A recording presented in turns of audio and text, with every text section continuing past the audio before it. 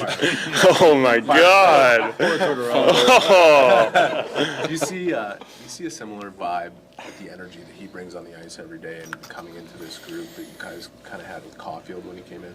Yeah, I think on the ice for sure. Both special players that you kind of watch them on the ice, and it's just fun to watch. So and exciting to have on your team. Off the ice a little different. Cole's doesn't stop talking. Laine's a little bit more held together and a bit quieter. So both great guys and both fun to watch. Jake, you know the reality of the NHL, there's always newcomers who are pushing for a spot. Oliver Kapanen's having a great camp. Owen Beck also. Can you use it as a motivation on yourself to say that I'm still there and I'm going to keep my place? Yeah. Every camp there's usually when you're at the bottom six, there's guys trying to take your job. And, for me, it's proving myself again and not just trying to save my job, but trying to take others too. So, I know I can help out this team a lot and prove some value to it. So just keep building my game and not worrying too much about the rest. As a penalty killer, how much is it difficult to face a team with two good power play units? Look at this morning, Laine on a unit, Caulfield on another, Matheson, Hudson. There's a lot of talent, right? Yeah, it's definitely difficult, especially sometimes when you get past that minute mark with the first power play, they can get a little tired and a bit easier to kill, I guess, when they're a little bit more tired and can't forecheck or play the puck as well. So when you have two units, they're both fresh, two different looks usually too. It's definitely more challenging to face. Killing penalties isn't necessarily a fun job, but what do you like about it? Everything about it. Honestly, I do love when I can dump it and just race to the bench and boys get all excited. So it's a fun job, and someone's got to do it. Thank you, Stu. Thank you, Jake. Thank you. Thank you, Jake. Eric's in trouble. He ran away too.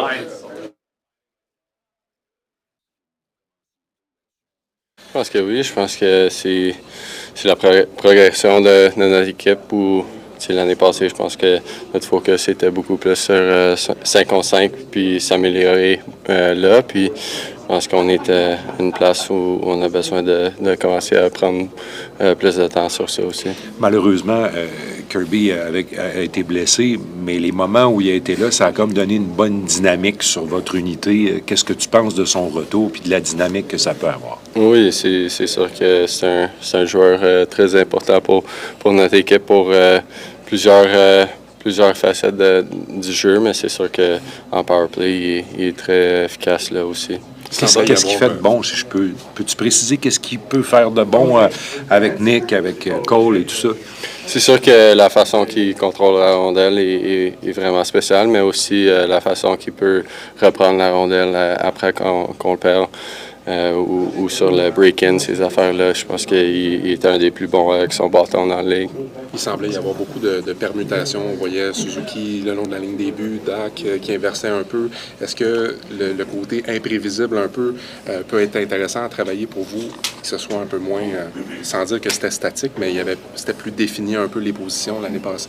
Oui, on a des idées de ce qu'on veut faire, mais c'est sûr que si tu es toujours exactement sur ça, c'est facile à défendre. Donc, il y a un peu d'improvisation dans ce sens-là. Puis le plus qu'on pratique ça, le plus que ça va devenir plus facile entre nous deux, nous cinq. C'est sûr qu'il est encore très tôt, mais est-ce que tu vois une différence en ce moment entre ce que Alex vous demandait sur l'avantage numérique et entre ce que Martin demande? Parce que justement, cet aspect d'imprévisibilité-là vient d'un peu Martin, ou est-ce que tu vois une différence entre les deux approches jusqu'ici? Je dirais que l'année passée, c'était toujours quelque chose où Alex et Marty étaient dans les meetings et tout ça. Donc, je ne sais pas où les idées de Marty commençaient et ceux de Alex finissaient. Donc, je pense que c'est toujours un effort d'équipe et ça continue à être comme ça. Mike, les bonnes équipes aujourd'hui sont facilement au 20% supériorité numérique. Il y en a à 24, 25. L'an passé, vous étiez à 17, grosso modo. As-tu confiance que vous pouvez passer une étape puis arriver à une équipe qui est 20% plus en avantage numérique? Je pense que oui. Comme j'ai dit, ça n'a pas été vraiment quelque chose qu'on a pris beaucoup de temps à pratiquer dans ces dernières années. Donc, je pense que c'est juste un aspect de notre équipe qui il y avait d'autres choses où on prendrait plus de temps. Donc, Je pense qu'on est à un point comme équipe où on a besoin de ça pour continuer à s'avancer, puis on va continuer à travailler dessus. J'imagine que la profondeur aussi, ça peut être un élément d'avoir peut-être une deuxième unité un peu plus dangereuse, notamment avec Patrik, avec les Matheson qui sont deux des nouveaux. Ça peut aider à enlever un peu de poids sur la première unité.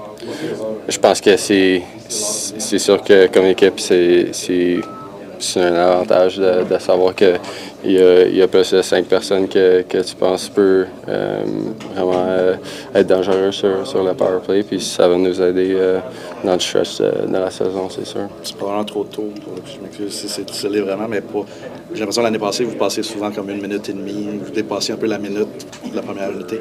Est-ce qu'il va peut-être avoir un équilibre, puis que ça peut être justement... Ça permet, la semaine passée, tu parlais de baisser un peu tes minutes petit supplément. Est-ce que ça peut être une façon d'équilibrer les choses, puis est-ce que ça donne un avantage d'attaquer la deuxième minute avec un groupe plus reposé? Je pense que la plupart des équipes sur l'infériorité numérique prennent moins de temps sur la glace, puis commencent à vraiment forcer beaucoup sur la plupart des équipes. Donc c'est sûr que si tu es plus fraîche, ça va aider, mais... des fois, tu as une bonne chose, puis il y a des chances, puis ça continue, tu as la rondelle pour plus qu'une minute. Donc, c'est pas quelque chose où si tu vois que ça a été une minute, que tu dois juste arrêter de jouer. Mais comme j'ai dit, c'est sûr que ça va être une force de pouvoir avoir encore plus de joueurs dangereux. Hier, Laine a joué 25 minutes. Quand vous allez être toutes là, ça ne sera peut-être pas ces minutes là, pour son début dans la Ligue nationale, mais c'est quoi apprendre à jouer des grosses minutes? Tu sais, quand tu sais que tu vas être là souvent, est-ce que c'est apprendre à pas trop courir pour rien? Qu'est-ce que tu penses de ça, le défi pour un jeune comme ça d'apprendre à jouer des minutes? Je pense que c'est important de travailler beaucoup sur où tu es sur la glace, puis ta game de position, de ne pas être dans une situation où tu dois rattraper le jeu tout le temps, juste pour que tu sois meilleur, pas conserver ton énergie, mais pas l'utiliser quand tu n'as pas besoin. Puis bien dormir. Oui, aussi. Ça aussi. C'est sûr que oui. Merci beaucoup. Merci Chantal, ça me prenait celle-là. How does it feel having this first few minutes on power play drill like this at the middle of the training camp? Is that good to start earlier to build a power play at your point of view? Yeah, I mean, I feel like it's just like everything else. You need reps, and it's good to obviously in games it's kind of hard to work on it, so you need to work on it in practice. And today I feel like it was a good time to get some reps in and try to build some chemistry and score a couple goals. But yeah, I mean, the earlier the better, I feel like. What do you like about the approach? We see a lot of movement and a lot of players changing their positions during to create some flow. Do you like it? Yeah, I mean, I don't really care what we do out there as long as we score. I don't care if nobody's moving or if everybody's moving as long as we score. So that's kind of how I feel about it. Do you like the way that Matheson moved the puck up there? Yeah, he's great. Obviously, need to work on some stuff with him and with like passes and stuff, but he'll learn as we go, and I'll learn how he plays. But like I said earlier, it's just reps and try to get on the same page with everybody, and so just working on it. As you said, the most important is scoring goals. But do you feel like with the player you have actually in the team, the fact that moving on the power play, moving so much is the best way to score goals? I mean, I don't really know. It works for somebody, doesn't work for somebody else. I've been a part of a power play in Winnipeg where we were running at like 35% and nobody was moving. And I've seen power plays that move constantly, and you look at Edmonton or something like that, and they're always moving, and they're one of the best in the league. So I feel like it's just whatever fits your game, and we're just trying to figure that out.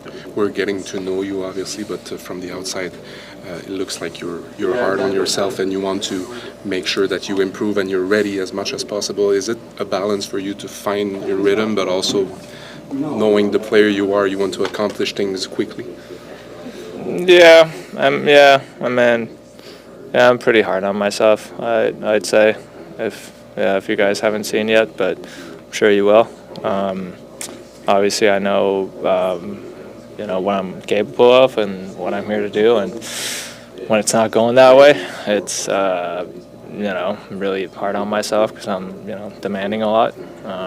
Obviously from myself and from my teammates as well, and if we want to win, and but yeah, just try to find that balance, especially right now since haven't had too many reps and too many skates and games yet. Just stay patient, but it's definitely easier said than done when it comes to me. But it's tough to be patient sometimes. Yeah, you could say so, probably. Adriano, One more. You're not the one calling the shot, but if it was your call, would you like to be playing all 3 games left on the camp just to find back the rhythm and everything? I think so. I think we've had good conversations with the coaches and love kind of what they're looking for and what I want to do. And I would probably prefer to play all the games left, and since we don't have any back-to-backs or anything, but just try to get as many games under my belt as I can, and kind of you can't replicate a game in practice, so just try to get in the game action as much as I can before the opener. Thank you, Thank you, Patrick. Thanks for your time. Still very nice to watch. Yeah.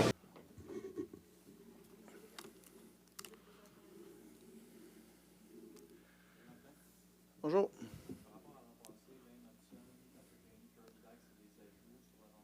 Ouais. Ben, t'as plus de choix, t'as plus de profondeur, ça donne plus d'options.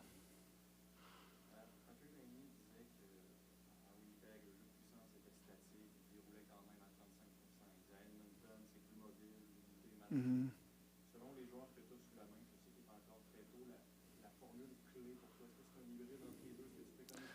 Il n'y a pas de formule clé. Il faut que les gars soient sur la même page.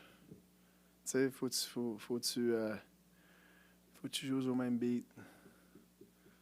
Tu sais, puis c'est moi, un power play, c'est comme un band, un orchestre. Tu sais, puis t'as les différents instruments. Puis ils savent tout quand c'est à leur tour à jouer. Puis à quel beat il faut qu'ils jouent. Puis ça prend du temps à bâtir ça. Puis on rentre là-dedans un petit peu.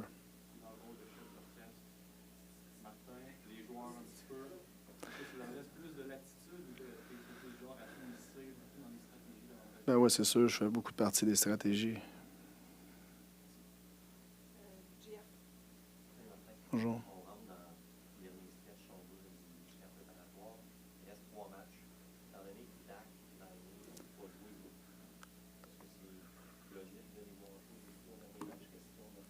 Ben oui, tout est possible. C'est sûr, on sait qu'ils n'ont pas joué beaucoup, fait qu'on essaie de leur redonner le plus, mais tu sais, c'est trop, c'est pas comme pas assez, fait qu'on essaie de trouver l'équilibre. Bonjour.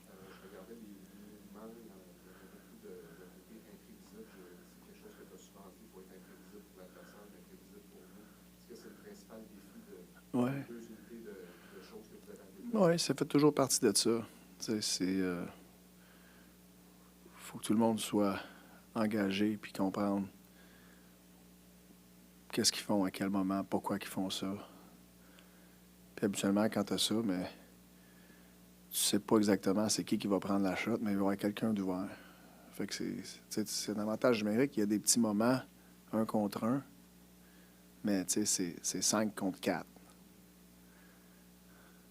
Dans le cas de Patrik Laine, on voit de l'extérieur, tout le monde apprend à le connaître, on voit qu'il est dur envers lui-même, qu'il est exigeant, puis il l'a reconnu lui aussi, donc c'est pas toujours facile d'être patient.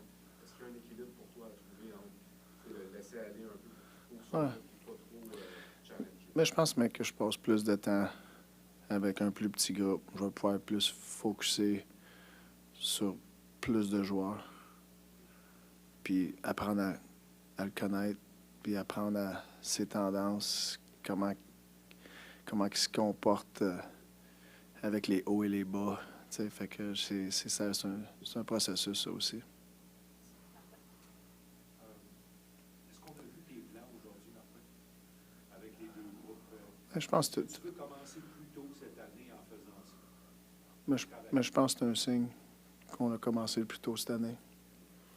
C'est sûr. Je sais que je sais aujourd'hui, je fais cette pratique-là, puis je sais qu'il va falloir que je réponde à toutes ces questions-là.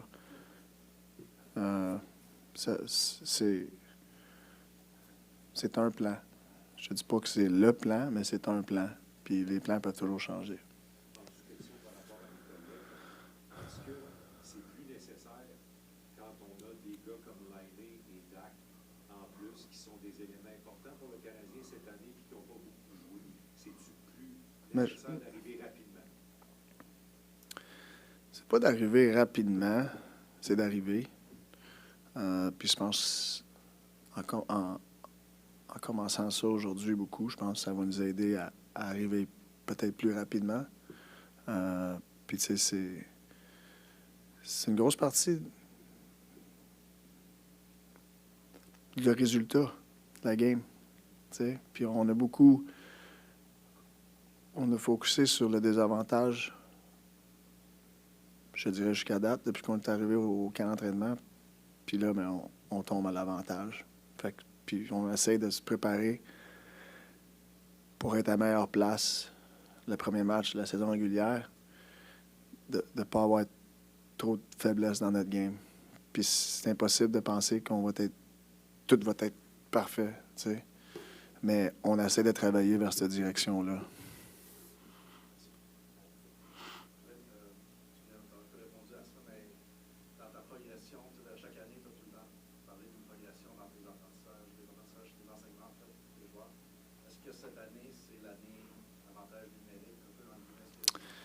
Non, ça va faire partie de ça un petit peu, mais tu sais, c'est continuer. Je peux pas te dire que c'est. Tu peux avoir...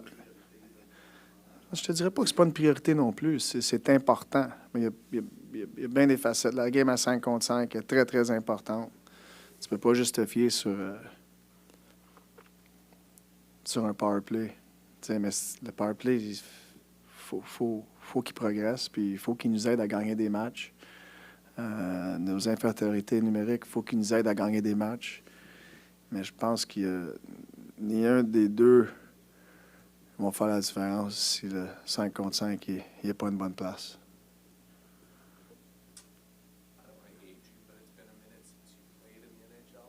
A minute? It feels more than a minute.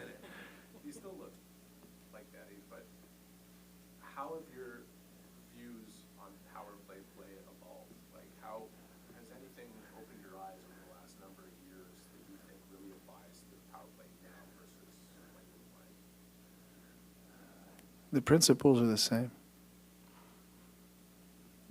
but there's different strategy. When I feel I was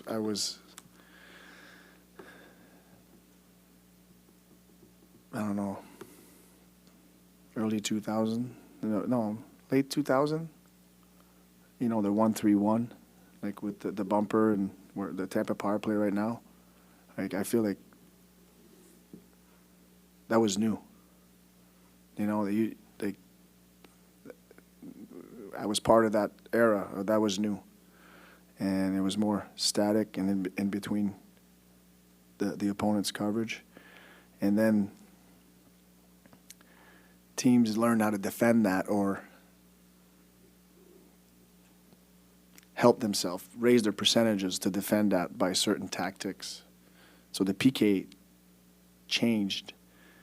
And it made the PP have to change a little bit too, because they went from a fronting it went from the 1-3-1. What they decided to play against that is to push the winger down. We call it an egg beat.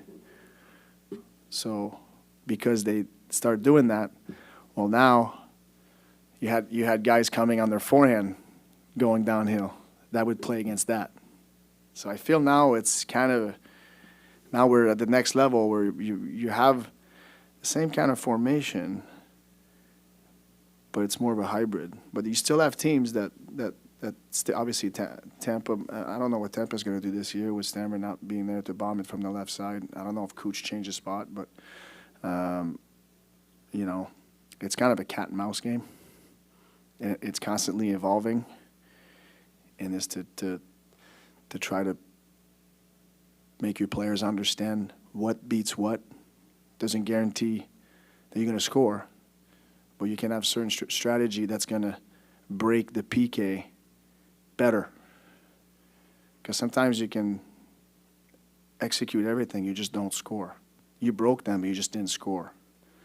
So, you know, for us, scoring the goals is important. And sometimes it's just a lucky bounce. And so there's power play. There's games that you played way better. You broke them all game, you just didn't score. So it's constantly like educating the player what beats what and trying to get him on the same page. And the more you do it, the more you're together, you have the cues, you recognize the cue, and you see the holes before the holes are there. So it takes time, but I'm glad we're where we are right now and working with it. And it's great, you know, that we can film practice and talk about it and create dialogue, because you almost want the players to be teachers too.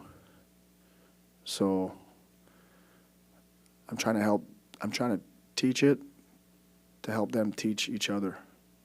And that's when, in the best power plays, the coach steps aside. The unit coaches itself. You just show them how they kill. They've seen that before, and they already know what they're doing. But it's a process to get there.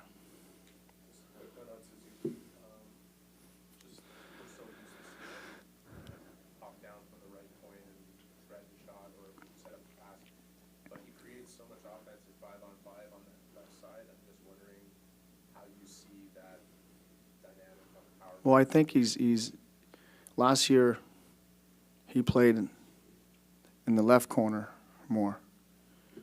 And I think his confidence with his touches there make him feel that much better at 5-on-5 in that corner. You know what I mean? So to me, like the reps you get at 5-on-4 in those corners, it totally translates to 5-on-5. So that's why I feel like when you have if your power play is playing well, not scoring, it's really rare that a player is playing well on the power play and he's not playing well at 5-on-5, because I feel they get in the touches and they feel good about themselves. It translates to 5-on-5 play. So as important as it is to score goals on the power play, we want to make sure that we don't just judge him on that. We judge him actually like how we actually doing, not just are we scoring goals. Goals are going to come. The more you get, you know, confident and together, and the more you talk about it, the more you get on the same page, I feel the goals are going to come. But what's important is that unit doesn't lose momentum for the game. They get their touches in the right spot, try to execute. And if they don't score, it's okay. It's going to translate to 5-on-5. So it's a big process, but it's a big part of the game. I don't know if I'm making sense. I know I've been talking about power play all day, it feels like today. You know, and that's the job, I guess. Yeah.